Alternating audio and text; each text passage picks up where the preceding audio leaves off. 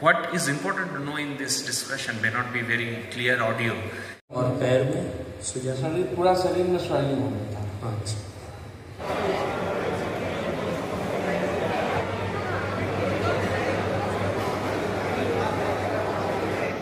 What should we do?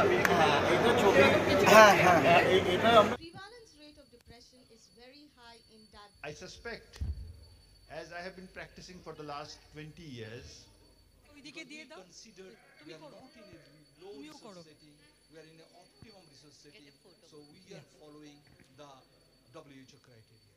Diabetes অনেক বেড়ে যাচ্ছে এবং এই সমস্যা ডাক্তারবাবুদের দেখানোর পাশাপাশি সামাজিক সচেতনতা বৃদ্ধি করাও খুব জরুরি।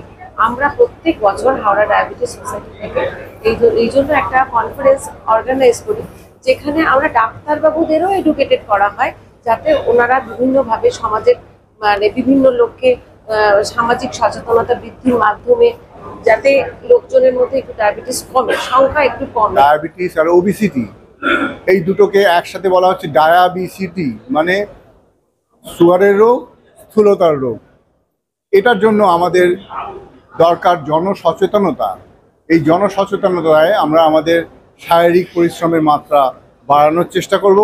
দৈনন্দিন বেসিসে বেশি হাঁটা, লিফট ব্যবহার করা কম, বা গাড়ি চাপা কম, একটু হাঁটা বা সাইকেল চালানো বা কোনো খেলাধুলোতে অংশগ্রহণ করা এরকম। আর calorie dense food, particularly readily available food, যেগুলোকে আমরা জাঙ্ক ফুড বলি, সেগুলো কম খাওয়া।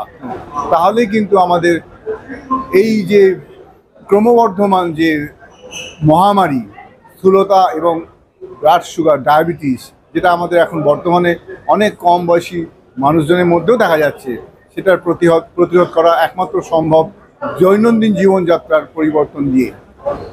ডায়াবেটিস আমাদের দেশে মোটামুটি 10% ধরে নিন অ্যাডাল্ট পপুলেশনে যারা নন প্রেগনেন্ট তাদের ডায়াবেটিস হয়। আর এটা হওয়ার কারণটা হচ্ছে আমরা ভারতীয়, আমাদের জিন্সের মধ্যে আছে, প্লাস আমরা একটু ওয়েস্টার্নাইজেশন অফ লাইফস্টাইল, মানে ডায়েট কন্ট্রোল যেটা আছে, প্লাস আমরা কিন্তু ইকোনমিক্যালিও উন্নতি করছি, তাহলে এক্সারসাইজ সেভাবে হচ্ছে না, হ্যাঁ, তার জন্য স্থূলতাটা বাড়ছে, তার জন্য কিন্তু ডায়াবেটিসটা হচ্ছে। রোগীর শুধু ডায়াবেটিসের জন্য কিন্তু মারা যায় না, ডায়াবেটিস রিলেটেড কমপ্লিকেশনের জন্য মারা যায়। সেটা হচ্ছে যে হার্টের কমপ্লিকেশন হতে পারে, কিডনির কমপ্লিকেশন হতে পারে, নার্ভের কমপ্লিকেশন হতে পারে, চোখের কমপ্লিকেশন হতে পারে। তো আমাদের কিন্তু সেটার দিকে নজর দিতে হবে।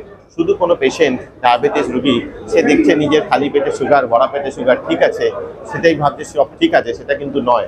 তার কিডনি দেখতে হবে, তার হার্ট ঠিক আছে কিনা দেখতে হবে, তার চোখ ঠিক আছে কিনা দেখতে হবে, নার্ভ ঠিক আছে কিনা দেখতে হবে। সেটার জন্য ডাক্তারবাবুদের কাছে যাওয়া উচিত এবং ডাক্তারবাবু সেই জিনিসগুলোকে অনেক বেশি অ্যাসেস করতে পারবে এবং অ্যাকর্ডিংলি ট্রিটমেন্ট করতে পারবে।